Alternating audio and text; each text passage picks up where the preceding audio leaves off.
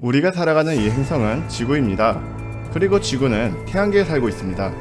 태양계엔 뜨겁게 타오르는 항성, 태양이 중심을 단단히 지키고 있죠.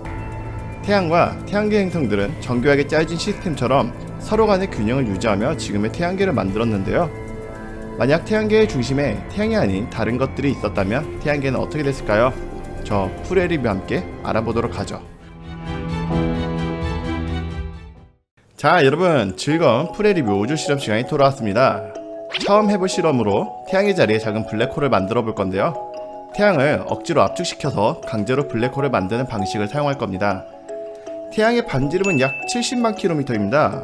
이 반지름을 2.95km까지 줄여볼게요. 2.95. 자, 태양의 반지름을 줄이니까 태양의 밀도가 높아지게 되면서 중력이 잡아당기는 속도가 빛의 속도보다 빨라지게 되고 태양이 검은 구멍 블랙홀로 변하게 됩니다. 이렇게 작은 블랙홀은 아마 자연계에 실제로 존재하기는 힘들 거예요. 자, 태양을 블랙홀로 압축시켰을 때 태양계엔 과연 어떤 변화가 일어날까요? 지금은 시간을 멈춰둔 상태인데 시간을 재생시켜서 결과를 한번 지켜보도록 하죠. 자, 시간을 재생시켰는데 태양계엔 온도가 낮아지는 것 외에는 어떤 변화도 생기지 않습니다.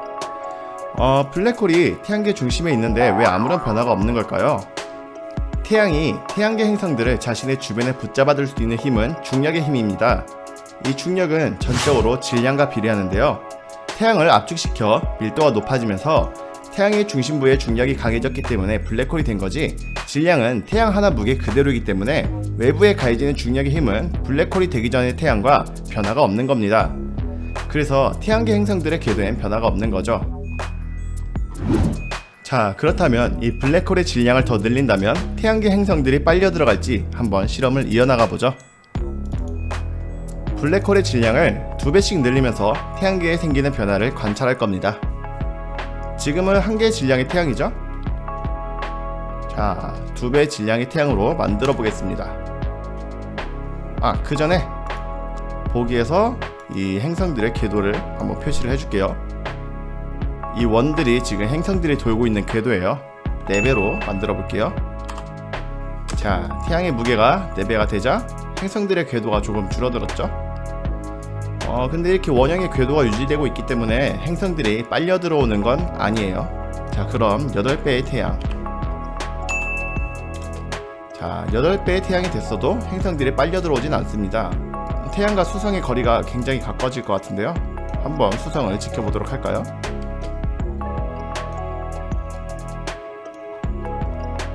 자, 수성이 태양 주변을 돕니다. 태양과 가까워지죠? 뭐 특별한 변화가 있진 않네요. 태양의 중력이 강해졌기 때문에 태양 근처를 도는 속도가 훨씬 빨라지긴 했는데 그거 외에는 특별한 변화를 찾을 수가 없어요. 자, 그렇다면 태양의 질량을 16배까지 늘려봅시다.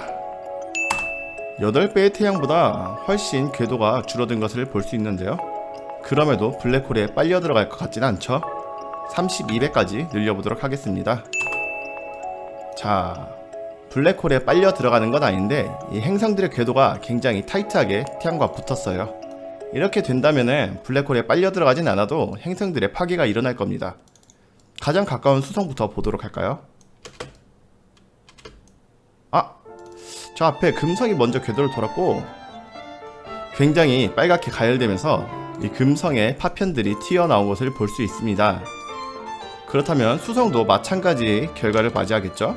수성이 블랙홀을 한 바퀴 돌았고 역시나 파편들을 튀기면서 분해가 되고 있습니다. 자, 이것은 블랙홀이 빨아들였다기보다도 이 태양의 질량이 너무 높아졌기 때문에 로슈 한계에 의해서 이렇게 분해가 된 건데요. 이 로슈 한계라는 것은 어떤 것이냐, 조성력의 차이에 의해 행성이 분해되는 거리를 말하는 건데, 쉽게 말하자면 행성의 앞과 뒤에 가해지는 힘 크기가 달라서 행성이 찢어지는 거라고 보시면 되겠습니다. 우리가 찰흙을 갑자기 잡아당기면 끌려오는 것이 아닌 찢어지는 것과 비교하면 좀 더 이해하기 쉬울 거예요. 자, 행성들이 어떻게 사라지는지 한번 볼까요? 태양의 주변을 계속 돌면서 질량을 지속적으로 잃을 테고 이 행성들은 결국엔 사라지는 운명을 맞을 겁니다. 질량이 줄어들기 때문에 이 궤도들이 점점 가까워지는 걸 볼 수 있죠. 이게 최대한 가까워지면은 어느 순간 사라져 버릴 거예요. 수성이 태양 주위를 뱅뱅뱅 돕니다. 이거 왜 안 없어져? 요 안에서 안정된 궤도를 이룬 것 같은데, 그렇다면 64배의 태양까지 높여주도록 할게요.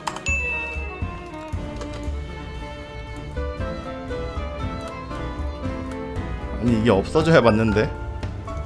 자, 128배까지 한번 늘려봅시다. 뭐 질량을 조금 더 늘려보도록 하죠. 512배 태양 질량을 가진 블랙홀이 만들어졌지만 우리가 생각했던 것처럼 막 행성들이 빨려들어서 블랙홀에 흡수가 되진 않습니다. 일정한 궤도를 유지하던 태양계 행성들이 갑자기 빨려 들어가는 일은 쉽게 일어나지 않습니다. 정말 어마어마하게 거대한 블랙홀이 아니라면 말이죠.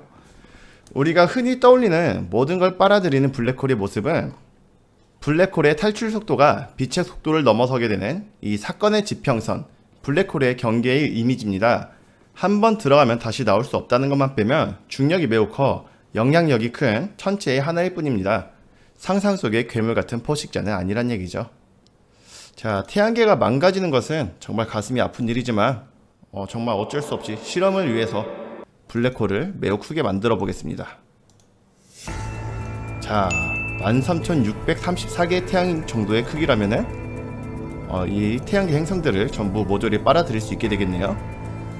한번 시간을 돌려서 보도록 할까요? 자, 지구도 빨려들고 외소 행성들도 빨려 들어갑니다. 화성도 빨려 들어갔고요. 뭐 목성이나 토성, 명왕성도 빨려 들어가는 건 일이겠죠. 자, 목성도 빨려 들어갔고요. 이게 파편들이 튕겨 나가고 있습니다. 토성, 컴퓨터가 과부하가 걸려서 더 보기는 힘들 것 같은데요. 카론과 천왕성까지 키론이구나. 자, 키론은 주변을 뱅뱅 돌다 없어졌고요. 블랙홀 실험은 여기까지 하도록 하죠. 다음 실험으로 넘어가 봅시다. 자, 방금은 태양계 중심에 검은 구멍 블랙홀을 놔봤다면 이번엔 태양 150만 개 부피를 가졌다는 베텔기우스를 태양계 중심에 놔보겠습니다. 자, 항성 목록에서 베텔기우스를 찾아서 태양 자리에 놔줄 건데요. 크기를 한번 비교해 볼까요? 자, 어마어마하죠? 태양이 거의 점처럼 보일 정도로 아주 거대한 항성입니다. 태양이 있는 상태에서 바로 베텔기우스를 놓게 되면 초신성이 일어나게 되니까 태양이 터지면서 태양을 없애주고 그 자리에 베텔기우스를 놔주겠습니다. 와, 어마어마합니다. 지금 목성 그러니까 수금, 쥐하, 수성, 금성, 지구, 화성까지 이 베텔기우스에 먹혀버렸어요. 베텔기우스의 크기가 태양에서 거의 목성 궤도에 도달하는 아주 어마어마한 크기입니다. 이 베텔기우스를 둠으로 해서 궤도들이 어떻게 변하는지 한번 보도록 할까요? 자, 일단 여기 안에 있던 행성들은 먹히게 됐고요. 목성 어디였냐? 목성의 궤도가 뜨지 않는데 아무래도 베텔기우스 쪽으로 빨리 들어가겠죠? 그리고 토성, 천왕성, 해양성까지. 해양성은 비켜나갔는데 그 안에 있는 행성들은 모두 베텔기우스랑 부딪히게 됐습니다. 한번 시간을 돌려서 지켜보도록 하죠. 목성이 가장 먼저 부딪힐 것으로 예상이 되는데요. 일단 베텔기우스의 엄청난 열 때문에 뜨겁게 달아오르고 있어요. 속도를 보면 속도가 점점 빨라지고 있죠. 베텔기우스의 중력에 잡아당겨지는 속도가 빨라지고 있습니다. 자, 그리고 토성, 천왕성, 해양성 이렇게 부딪히게 되겠죠. 해양성은 안 부딪힐 수도 있고요. 자, 아까 블랙홀보다 질량이 훨씬 적어요.